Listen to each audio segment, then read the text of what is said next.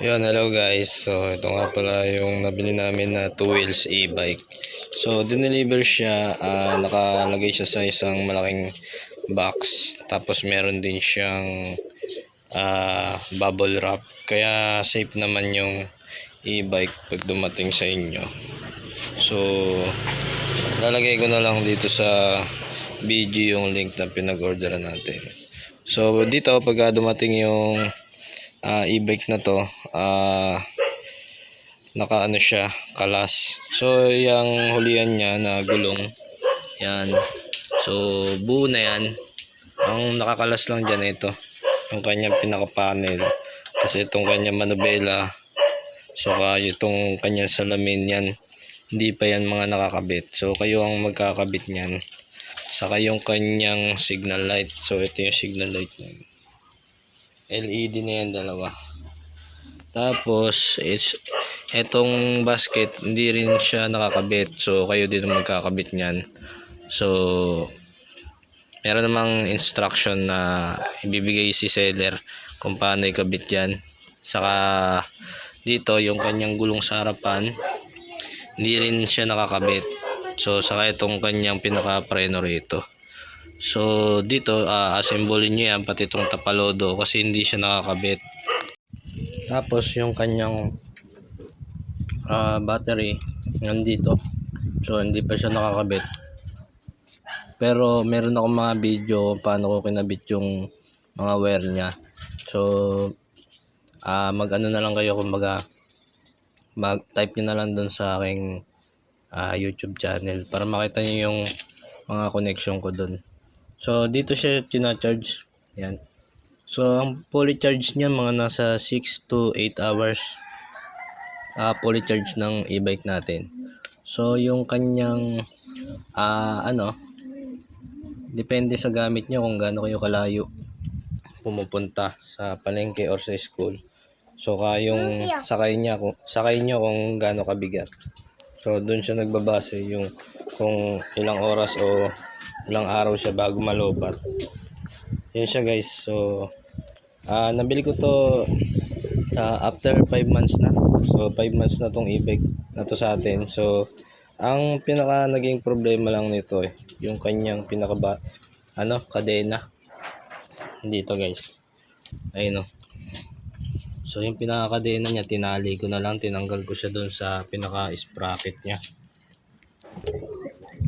Ayan guys kasi yung sprocket niya umingay yung ginagamit kasi nga nababasa. So hindi naman natin magagamit yung padyakan niya. So ito kasi yung padyakan. So hindi natin magagamit yan. Kaya tinanggal na rin natin yung padyakan niya. Kasi nga ang pinaka lang talaga natin dito yung e-bike. Electric bike na. Kumbaga hindi na tayo magpapadyak. So yun lang guys yung naging issue niya. So dito naman sa mga ilaw niya, meron naman siyang ilaw sa harapan. So ito yung kanyang susi. Yan guys.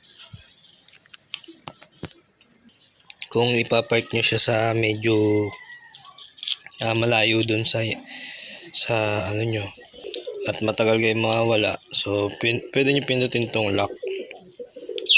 Yan. Ngayon pag may gumalaw ng e-bike nyo, tutunog siya.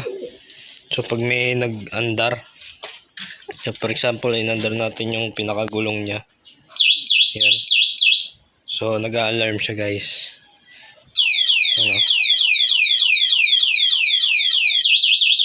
So pagka pwede nyo namang kung gagamitin nyo na, pipindutin nyo tong unlock para kahit na igalawin nyo hindi siya mag-iingay. So yun yung features nitong switch na to.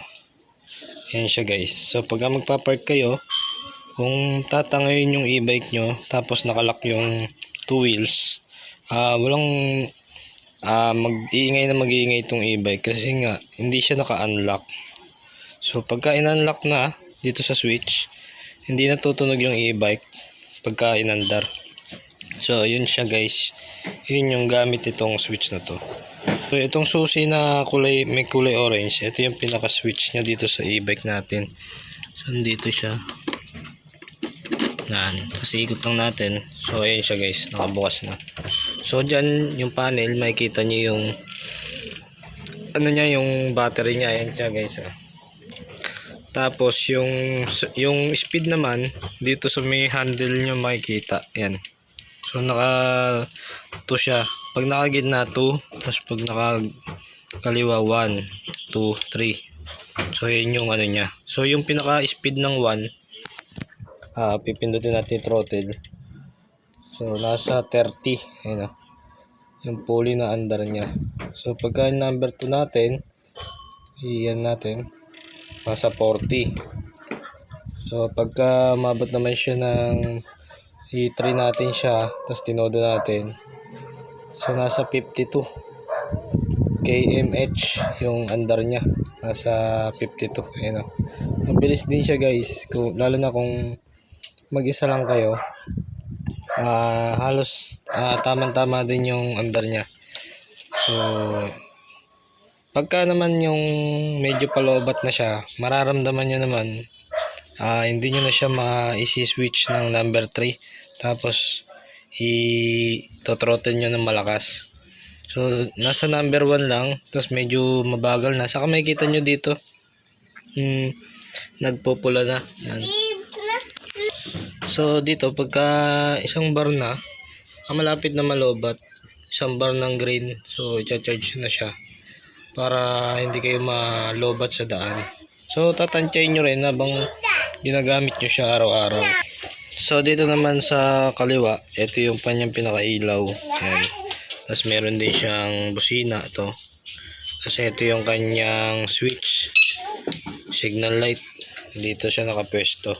So yung ilaw niya ito, sa unahan yan. Ayan yung pinakailaw niya sa unahan guys. Ayan siya guys. So far so good naman yung ating e-bike. So hanggang ngayon gumagana naman siya. Tapos yung meron, pagka bumili kayo nito, may kasama siyang charger. Tapos ito pwede nyo rin siyang buksan dito, itong card niya. Dalawa to guys, pero yung isa tinabi lang namin. So ayun siya guys. So ididikit nyo lang siya, magbubukas na yung e-bike nyo. So pagka papatayin nyo, didikit nyo lang din. So automatic siya guys. So dito naman sa kanyang compartment, malaki din yung compartment nyo. So marami kayong may lalagay. Ayan guys, ito yung susi na to. Ito yung pangbukas dyan, gilid. Yan. Para maiangat natin to guys. So medyo ayan siya guys. So saka yung kanyang pinaka maganda naman siya guys, malambot. So kahit nasa medyo malubak kayo, komportable kayo pagka nagda-drive. So ayan siya guys. So malaki yung compartment niya, marami kayong malalagay dito. Lalo na kung mamalengke kayo, ayan siya guys. So marami kayong malalagay. So ayan, may kapote, madamit, may So ayan siya guys, malaki yung compartment niya. So dito, kung gusto nyo umorder, nalagay ko na lang dito sa may description yung shop na pinag-orderan natin. So dito na ang price nito ngayon nasa 13 or 15. Depende kung plus sale sila. So mas maganda kung umorder kayo ng quincenas or katapusan para meron kayong discount. So yan siya guys. 48 volts to. Tapos 12 ampere. So ito yung kanyang pinaka niya, ayun Dito kasi kung order, so motor niya nasa 800 watts. Ayun 48 volt, 12 ampere. Fully charge niya, ayun 6 to 8 hours. Yung load capacity niya 300 kg. Pero hindi naman tayo maabot sa 300 kg. Kasama na yung anak ko. So okay na okay to sa atin kung hindi naman tayo ganun kalaki. Tapos ayun siya guys, so makikita niyo yung specification, yung details ng e-bike natin. Ayun siya guys. So nakalagay naman diyan. So Kung gusto niyo nung umorder, lalagay ko na lang sa video yung link. So, order na kayo, guys. Ayan guys, so susundo na siya sa school. So, hindi naman siya sa highway, sa looban lang yung school niyan. Kaya, hindi naman takaw sa huli yung ganyan. Sa looban naman, ayun.